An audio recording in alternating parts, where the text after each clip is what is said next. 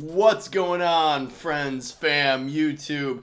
Dallas here with a quick lesson today. I'm going to call this my ode to Danny Gatton. I'm also going to call this maybe my most used lick. I have about 5 or 10 licks, techniques, things that I kind of crutches, should we say, that I are just things that are kind of usable in a lot of contexts, should we say. Things that are easily, memorable and easy to apply in any key. Those types of things that have one or many of those characteristics. This lick, I think, falls into all of those boxes, checks all of those boxes. So let's just kind of get right into it. I'm playing this over an E7, just kind of a groove over a metronome type of beat. Just doing kind of like a train beat, kind of country beat, kind of, over like a 7 type of groove. I tried to just stay on E7 for this so I can just kind of show you how it sounds over just a chord, not necessarily a chord change, because we are superimposing chord changes in a way with this lick. So let's play the lick and then we'll talk more about it. So the lick here, we're doing this in E. I think I said that already, but we're doing this in E, and that's how good my memory is. And we're going to be outlining major triads. So let's do it slowly first.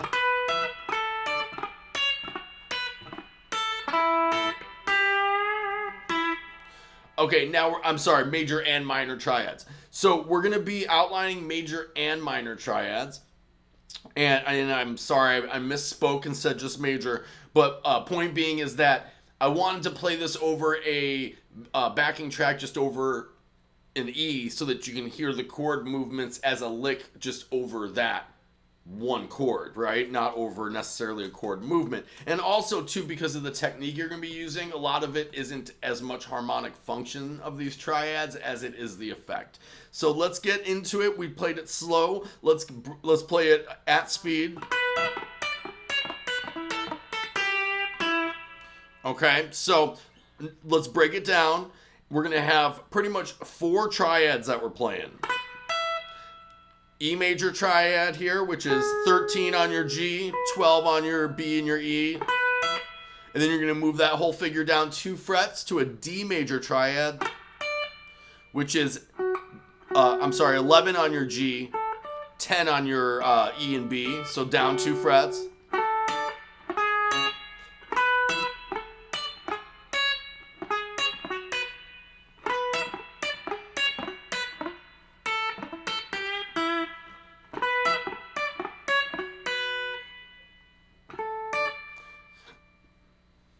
So then you're going to switch it to 2 minor triads here. And that's going to be on your 9th fret.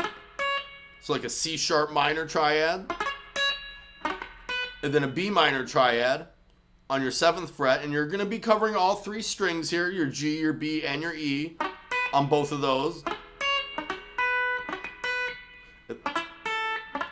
And then in the A, you're going to go back to your major shape, which is 6 on your G, 5 on your E and your B. And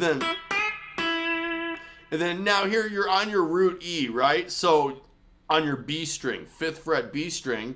So to end the lick, you can end it a few different ways, but I, a lot of the times, ended, and in this example, ended it just playing 5, 8, which is the minor third, bending that up.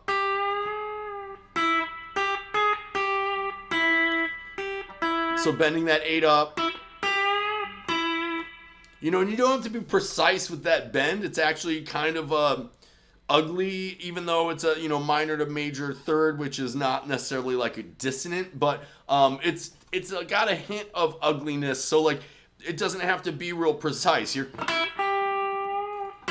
know, I mean, it's more with the effect. Speaking of effect, so let's talk about, now that you know the notes, let's talk about the technique, because that is definitely the bigger part of this. In fact, you could really, I mean, you could do the same thing just using like 2-note fragments, right? I like the 3-note, obviously, because then it gives me more of a sweep down. So let's talk about that. So you're going to come in and you're going to pick it, or this is how I do it at least. Really just use your ears to kind of match the sound. But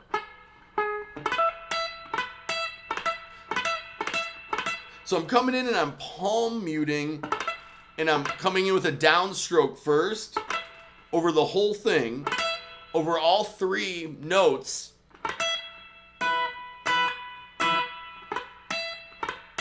And then I'm just plucking up on the highest note, not both notes.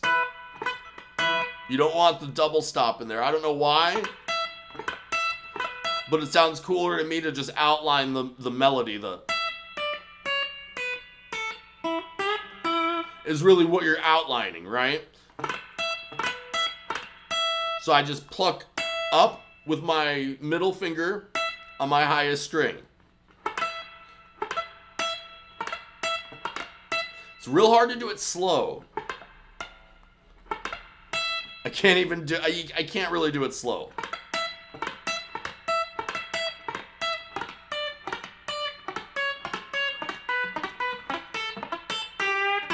So I was just spending like a little time on each one, right? Until you feel like comfortable with that technique, because that's the harder part of this. I mean, you can play these,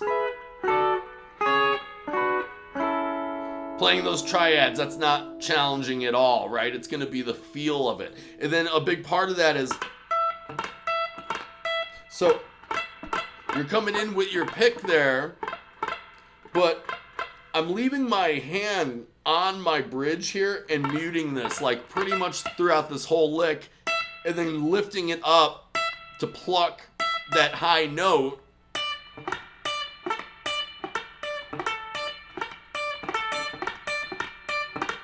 So as you can hear, some of them are cleaner than others, right? It takes a lot of practice just to get that right hand technique down. Left hand, that's going to be easy. You can get that in 2 minutes here.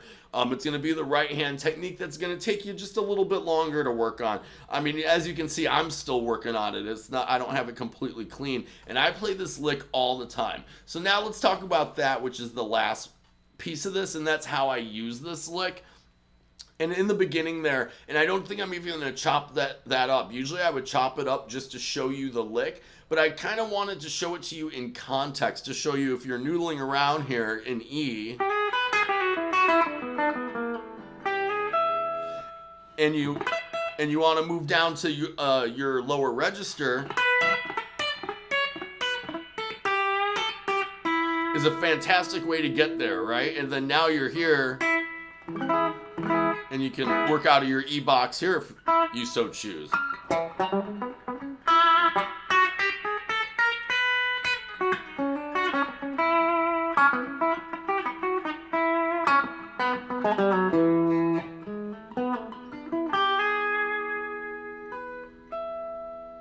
Right? So it's a really cool transition lick. And then also, too, use it in a lot of different styles. I know it's got this, like, this chicken picking kind of vibe, but it really works in just, like, blues and rock, and even, like, funk and, like, other styles. It really translates really well. Kind of like the sixths that we've done in a lot of lessons. And the reason why I've really harped on those sixths, right, is because they're so usable in so many situations.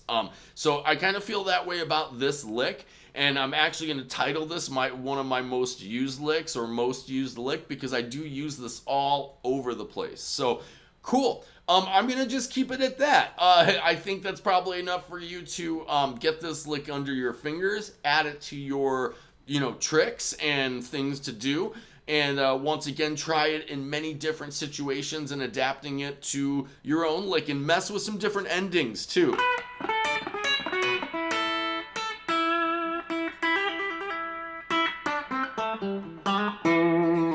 So you can even...